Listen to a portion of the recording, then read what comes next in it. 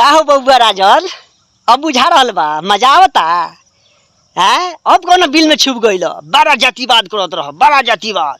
ओहो खेसारी लाल ने हैरान पर कर दिया। आ पवन सिंह ये बबुआन पर जो गाना गईले हो, ये कितना जातिवाद गाना बा।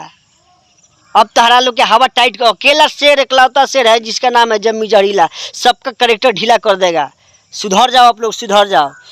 तो रुको जरा, इतना ही नहीं, सबसे जातिवाद के कीड़ा इसको लगता है।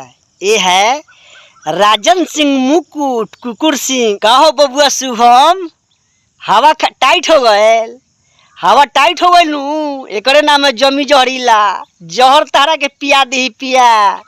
कहना बिल में तू लोग छुपता रह। बड़ा पवन सिंह खेसारी भैया के नीचे से दिखावत रहो, आगे में फट के हाथ में। अब के तक ठीक कहल गईल बा कि लोहा में जब लोहा टकराई तो लुत्ती फेंकबे करी, लोहा में लोहा टकराई तो लुत्ती फेंकबे करी। आई जम्मी जहरीला से सभे केहू अलोपित रहबे करी। ये तो रहा विशाल सिंह का रेलाई।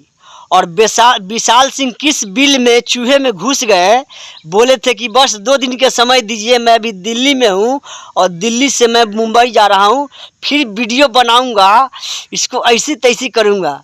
लेकिन मैं उस विशाल सिंह से पूछना चाहता हूँ कि भाई किस बिल में घुस गए चूहे की तरह। तो मेरा भाई आप लोग को कमेंट करना है कि आखिर किस बिल में घुस गया विशाल सिंह। तो जियो जियो भाई जम्मी जहरीला, आप ही एक भोजपुरी में शेर हो जो सभी को रिलाई कर रहे हो मेरा भाई। लव यू जहरीला भाई। भाई ये जम्मी जहरीला है, इनका खेसारी लाल से इतना लगाव है, इतना लगाव, खेसारी भैया के लिए जान देने के लिए तैयार है। मेरा भाई खेसारी भैया के लिए ये कुछ भी कर सकता है।